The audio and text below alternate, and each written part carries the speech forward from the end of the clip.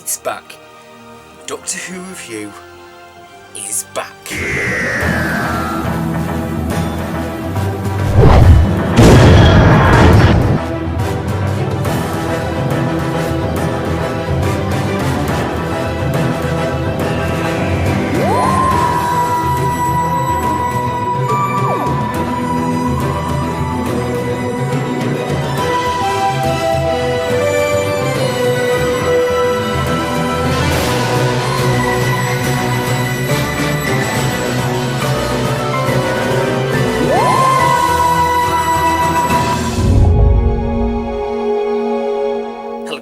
Welcome to another Doctor Who review, and today it is going to be The Magician's Apprentice, the first episode of Series 9, 5 categories, as per usual, first being storyline and concept. The idea of having Davros starting off as a child, and generally the start of this episode, was very good in concept and storyline and everything else. I really like the start of this episode. But it does stray off in the middle, which is the big point. The Doctor's midlife crisis could have not happened whatsoever, because what was really the point of it? Missy and Clara went into this stadium in Essex in like 900 years ago to watch the Doctor play guitar, and whilst it might have been quirky for some people, it didn't feel right for me. And so as a whole, I'm going to give storyline and concept a 2.5 out of 5. Next is character portrayal.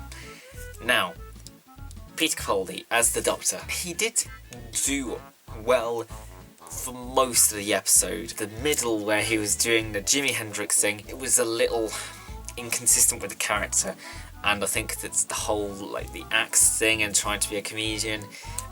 It seemed like the Doctor was having a midlife crisis of some form, and also getting the crowd to say, dude. You can see it's not an error with the acting, it's an error with the writing, I think. It's not the Doctor in a lot of senses. It's not the 12th Doctor, I feel. I feel that the 12th Doctor is meant to be more serious. It was marketed as a more serious Doctor. Missy herself, it was Missy toned down, I think. But there were some things which they couldn't have done without, like the Dalek sensor sphere, or whatever they're called, the little hemispheres on the side of the Dalek, the little stroke of that, and that was weird. Yeah, again, it's an iffish episode. It's going to have to be a 2.5 out of 5 for character portrayal. Antagonist impression. Now, antagonist impression is not Missy like I thought it would be, because I thought that it would be a Moffat creation. Moffat this, Moffat that. As a whole, Davros, I really enjoyed Davros's screen time. I think that Davros has been used to the right amount. He's not being used too little, and he's not being used too much. I think he is the perfect blend, and I do think that they've used him very, very, very well in this episode. The Daleks, I'm yet to see a explanation for why there's different types of Daleks, and knowing the sort of look that we're in, it's probably just going to be for fan service. They did make a sort of an impression as they killed Missy and killed Clara and took the TARDIS. But I think that we've now gotten into an era of Doctor Who where killing doesn't seem to have an effect. As I said in Ballum and Willis, it's like you just, oh, I need that character. If the character's dead, I'll just Moffat it in. It's... If it was in the RTD era and if actually deaths counted, yes, it would be, I think, significant. Like you have killed the Master. Maybe she's going to regenerate into, I don't know, someone else, and you've killed the companion. Okay, fair enough. But it's the Moffat era, and that's not an impression. But I did like Davros, and I think that Davros is making an impression, so I'm stuck between a rock and a hard place. Davros, who made an impression, and the Daleks, who made an impression, but that impression doesn't count in the current era, because the impression suddenly is reverted in the next episode. It doesn't matter anymore. I'm gonna have to give it a 3, because I think that Davros is the best part of this episode for me. Visual effects. Now, there's many visual effects I could talk about. The ones that were shown on when Scaro was shown, and the ones of Maximum Extermination. But they were alright. There's one visual effect though. One visual effect at the start of the episode which really, really annoyed me. And you can probably guess what this one is. It's the Missy one. Now I can assume it's going to be, oh, but she's maniacal and stuff. The whole like face warp and the sound effects.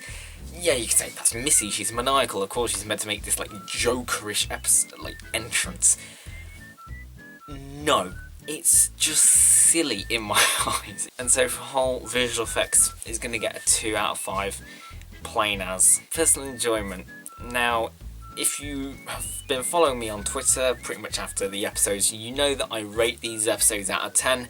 Here's a little plug to my Twitter if you want to go follow that. You should, it's a good time, it's full of banter apparently. You will know that I rated this episode a 6 out of 10 for personal enjoyment. And I did think it was good to a certain extent. There were little things which like annoyed me. Obviously, I thought that the Doctor thing was just a bit off and wasn't needed.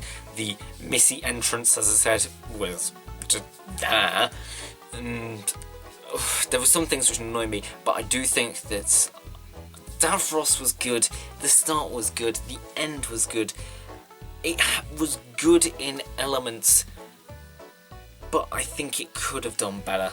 And so, going from my Twitter scores, it's a 3 out of 5.